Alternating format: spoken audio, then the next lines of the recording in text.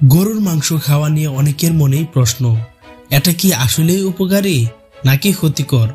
আজকের ভিডিওতে জানবেন গরুর মাংস খাওয়ার স্বাস্থ্য উপকারিতা। পাশাপাশি এমন কিছু মানুষ আছেন যাদের জন্য এটি হতে পারে বিপজ্জনক।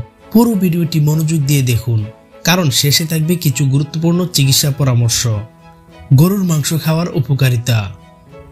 প্রোটিনের চমৎকার উৎস।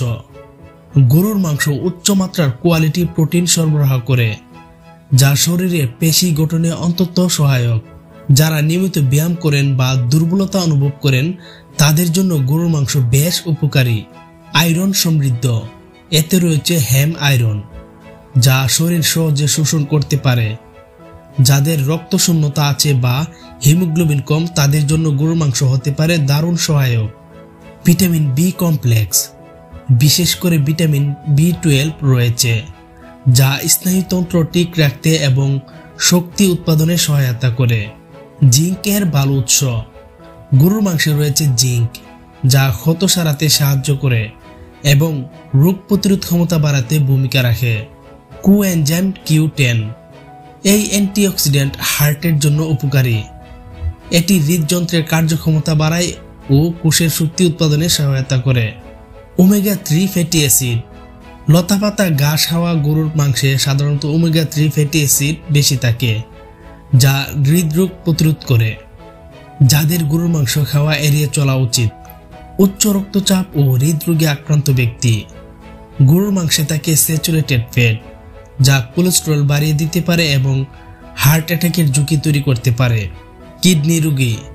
উচ্চ প্রোটিনের কারণে কিডনির উপর অতিরিক্ত চাপ পড়ে, তাই কিডনি রোগীরা ডাক্তারের পরামর্শ ছাড়া গরুর মাংস না খাওয়াই ভালো।